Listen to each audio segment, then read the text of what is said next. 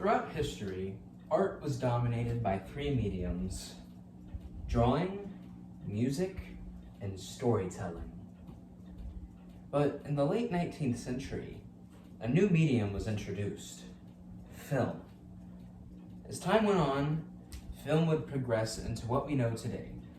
But with how powerful and how celebrated film is as an art and a medium, credit should be given where credit is due. Back in the day when films looked like this,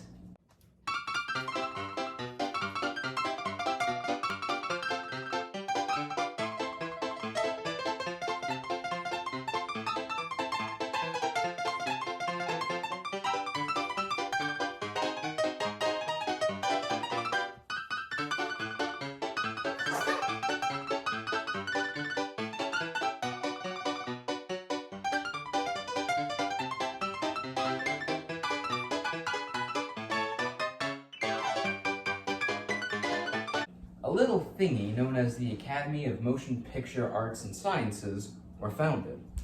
Their goal was simple: to award films based in many different categories, like acting, music, visual effects, editing, stunts. Oh wait, that's not a category yet. Fun fact: back when the Academy Awards first started, there were two-ish awards for Best Picture. One for Outstanding Picture, and another for Unique or Artistic Film. Unfortunately, that was done away with in the next year. So yeah, I've come to watch every single Academy Award Best Picture winner, 96 in total. And I've come to give my 2 cents on it, along with seeing what could have caused it to win the award, along with giving my 2 cents if I think it deserved it, or if another film deserved it. Anyway, let's travel back in time. Welcome to the 1920s, where silent films dominated the silver screen. Let's do a little examination of the 2 winners from this decade. Okay, so I wasn't expecting too much since this is still within the silent era, but this film turned out pretty cool. I wouldn't call it a masterpiece due to it being very of its time, but from a technical viewpoint, this movie's fantastic. All the air combat scenes look incredible, and the score is pretty good too, so that adds a few points. Despite being of its time, it is still very charming and well made. Not to mention, it did not give me existential dread like most silent films do, and it has the first gay kiss in a movie. Hope you're not a fan of silent films, because we are not seeing another until 2011. Disappointment in the game of life! I know I ripped off Shafrilla's for the bumper, but no song fits my feelings for this film better than that. This film has nothing. Nothing! Style without substance, substance without style. I couldn't get myself interested in any of the characters or the plot, and for a film about Broadway, the father of musicals, it wasn't what I wanted it to be. A boring mess that made me wish I was watching something else. Heck, I think I'd rather watch Megamind 2 instead of this. I literally felt like I was suffering. If someone wants to torture me, they can just put me in one of those Clockwork Orange machines and put this on loop. I hope the next one is better. Alright, we're in the 1930s. I did mention Wings to be the first of only 2 silent films to win the honor, with the second one coming out in the 2010s. That's because the Academy was already willing to throw silent films out because they were out and films with noise were in. Unfortunately, that got a lot of garbage to be winning the awards, because I can name a bunch of silent films that are a million times better than some of the garbage the Academy decided was the best picture of the year. Obviously, I can't be too hard because the world was depressed at this moment, but that doesn't mean I can't be without criticism. Get bored! Oh, thank goodness, this one is way better. This is a film about the horrors of war based on probably one of the most iconic books of all time. And yeah, it's incredible. I gotta say, considering that this is set from the perspective of Germans, it was weird hearing them speak English in American accents.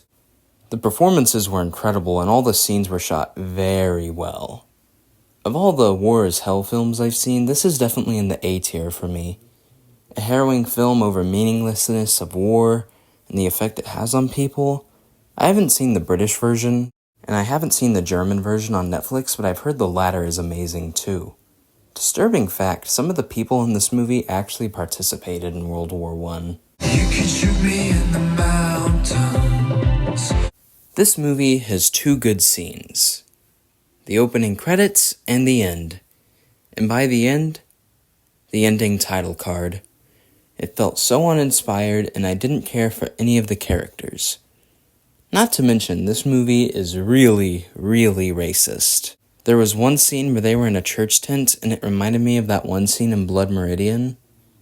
I was hoping that maybe Judge Holden would walk in and be like, "This dude a bad person," and then a riot would break out, but alas, it did not. This poster says it's as terrific as all creation. No, it is not. It's as terrific as passing a kidney stone. That's what the poster should say. I really hope this good-bad cycle does not keep up, or else this is gonna be a long marathon.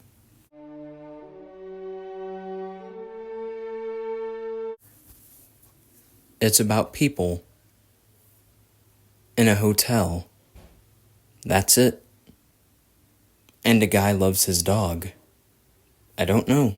That's all I have to say about that.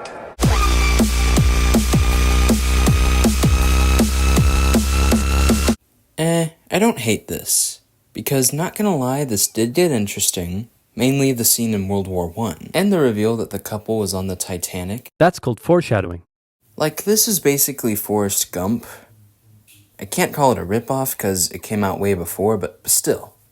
But it was mostly just dialogue I couldn't care about with some insane editing. I don't really care, but at least it didn't make me want to throw myself out of a window like Cimarron and the Broadway Melody. Money! I want a sugar daddy! I wasn't expecting too much going into this, but it ended up actually being a pretty great flick. It was definitely a first, but still felt very funny and fresh. I didn't want to be hard on it being tropey, mainly because it's probably the one that started all the tropes. The two leads had a lot of chemistry, and the whole situation and story was pretty hilarious. Pretty much everything you'd expect from a screwball comedy. And shout out to the kitty cameo at the end. Truly a rom-com that rules them all. I also saw that this was the first movie to win the Big Five. Something that I think is really funny about this film is how the characters are English, but none of them have English accents. Gotta say, this film had pretty amazing production design, the acting was okay, but I still really liked the film. Don't know if it's a masterpiece writing-wise either, but it's still pretty cool with an awesome sense of adventure.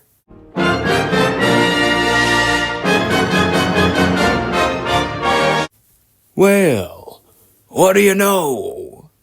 Hollywood has been expert in boring 3-hour biopics for almost 80 years. I was expecting this to be a Great Gatsby ripoff, which may have been preferable. Also, I wanted to put out there that I played a mean Wilson. But the only scene that intrigued me was that one show scene where one of my favorite classical tunes, Rhapsody in Blue, played. Also, this movie gets points deducted due to that one scene with blackface. It was like a jump scare. And we have our first film that exceeds 3 hours.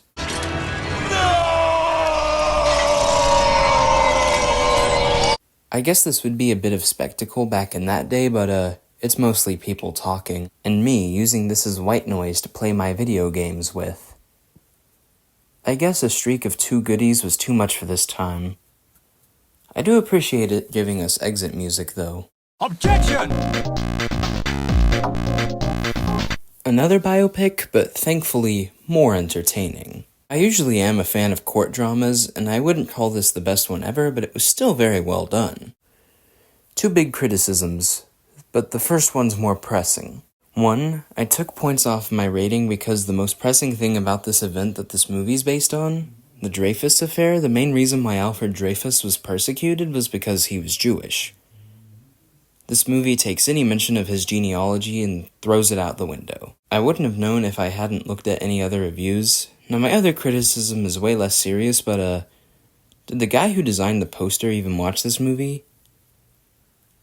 This guy isn't in the film at all. I mean, he is, but he doesn't look like this. I haven't seen or performed in the play, but I've heard it's iconic.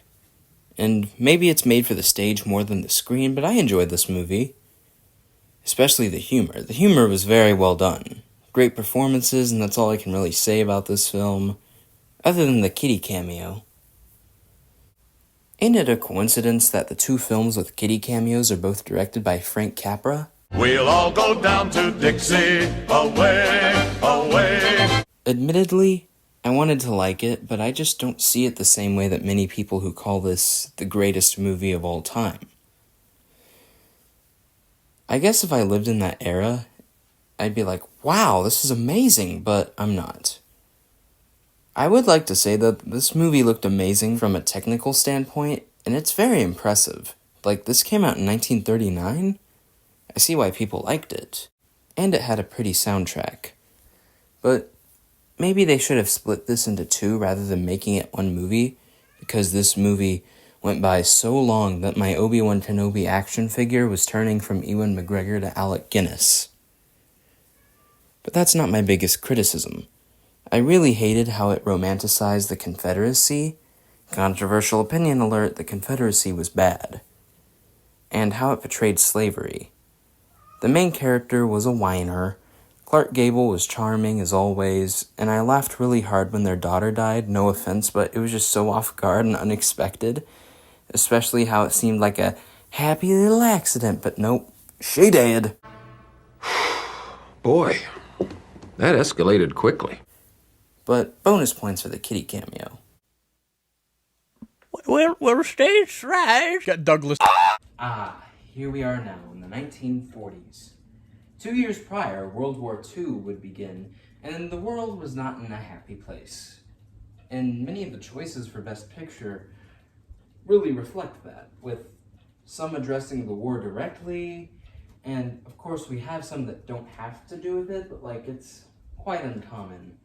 And even though not all of them deal with World War II, some of them start dealing with more heavy subjects, because ever heard of the Hays Code?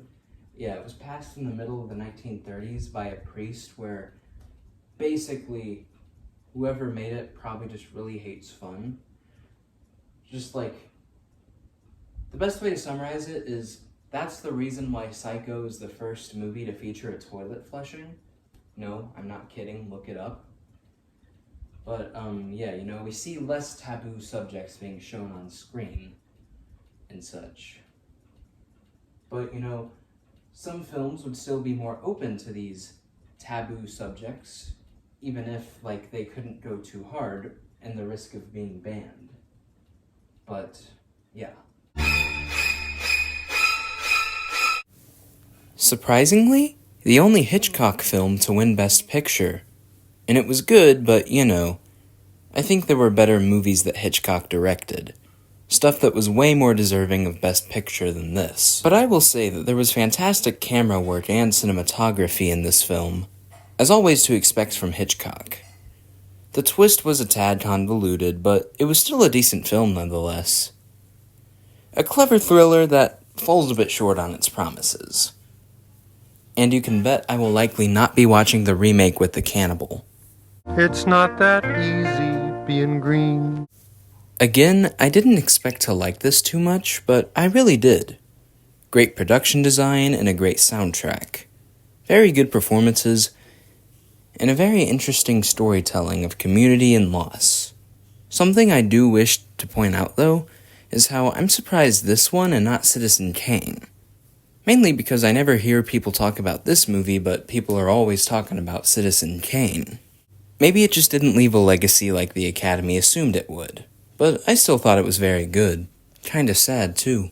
Watch out, Europe, we're going on tour. It's To start things off, it's pretty interesting that this film took place during World War II, considering that the Second World War was still partaking. But yeah, this film was very popular. It was very disturbing in its depiction of an innocent town being bombed. Luckily, the kitty cameo was comforting. And yeah, that final speech was very powerful, and I can understand why the then President Frank D. Rosie wanted the entire world to hear it. But I truly understand why it was popular then, and perhaps its message is something we still need to hear to this day. As time goes by. This film did not disappoint me. This is another one of those movies people call the greatest of all time, but unlike Gone with the Wind, I actually see it here. Great performances from all involved, but especially Humphrey and Ingrid. The plot is so well told, and the production design along with the music are fantastic, especially the ones by Sam. Fun fact, the words "play it again, Sam" are never uttered in this film, contrary to popular belief. Everything really tied together. I think really what makes this great is the vibes. This movie gave off such a great vibe. I'm glad this one is considered a classic, and again, it's interesting seeing Nazis in a movie that was released while World War II was still in progress. Would you like to swing on a star? It's hilarious how tonally different this is compared to what I viewed before from this decade. Cause unlike the others, this one is very happy-go-lucky. One of those films where a smile is likely not to leave your face, and yeah, I enjoyed it. Bing Crosby is super charming in this film, and I really liked its themes on faithfulness and religion. Of course, I respect this being a faith-based movie without being too preachy, you know? The soundtrack was fun, and it gave off a comfortable vibe. There actually is a good reason why this ended up winning Best Picture, however, because this released pretty close to D-Day, so people were more in the mood for this kind of movie. But I still liked it. Blame it on the alcohol. Blame it on the alcohol. We're back to the saddies, but this one stands out in particular. It deals with the taboo subject of alcoholism.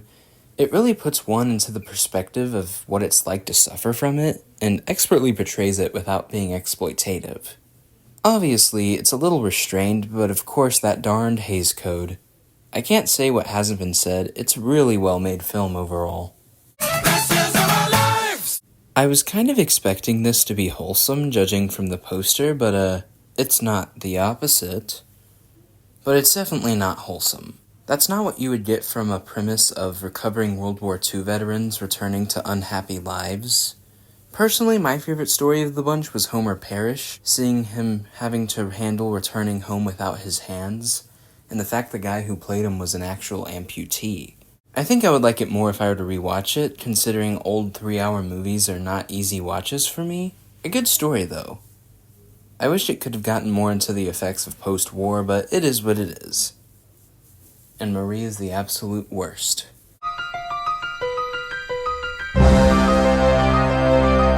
Again, deals with a taboo subject, although I wouldn't say it's as masterfully done like with The Lost Weekend, but still done well. I wasn't completely invested since it was mostly dialogue and such, but I still wish to give it credit where credit is due. It does tell an important story about prejudice and such, not to mention Gregory Peck is absolutely gorgeous in this.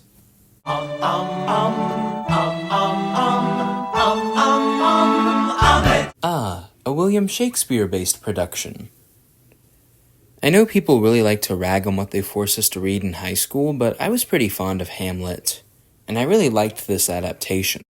It had a very good foreboding tone and pretty cool effects for 1948. I really liked how they put the scene with Ghost Daddy. There was very good performances from everyone, and there were scenes that kind of made me laugh, as always with the retro stuff. I thought, though, that it was a well-made film and a well-done adaptation. Also, I do not have the courage to watch the Kenneth Branagh version. And hey, it's Peter Cushing, Patrick Troughton, Christopher Lee, and Gene Simmons. You know, I've only seen him one other movie, but I still love it. Finally, an ensemble cast I recognize. All the king's horses and all the king's men. This weirdly hit close to home, but I don't believe in media supposedly predicting the future. It probably is just as relevant as it was back then. But yeah, this is one of those films that has a lot to say about society, corrupt politicians, but then again... Welcome to the 1950s. We saw color with Gone with the Wind, but I imagine, oh, it's just a phase, it'll be over that soon. Nope, in this decade, we start seeing more films featuring Technicolor that begin to fizzle out the black and whiteness of OG films. You'll notice on many posters released around this time, it brags about its Technicolor and such. And there's a good reason for that, because by this point, television started invading the homes of America and around the world. And obviously with television, what's the purpose of going to a theater when you could just stay home and watch movies there? So many films now had a challenge. And that challenge was to impress audiences, to make them think, oh, I don't need to see this at home, I need to see this in a theater. And thus, we have the invasion of black and whites. Also with the 50s, we're going to see two genres dominate the Academy Awards. That's not going to fizzle out for another 2 decades, that being big epics and happy-go-lucky musicals.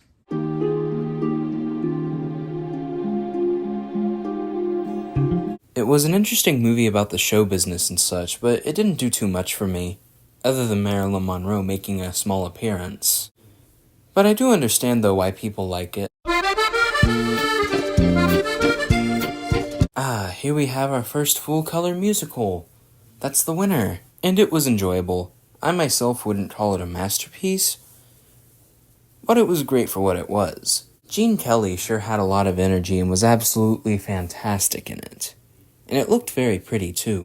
And that's it for today. If you liked this video, give a like, subscribe, feel free to leave a comment, have a blessed day, and part 2 should be coming out in a little while.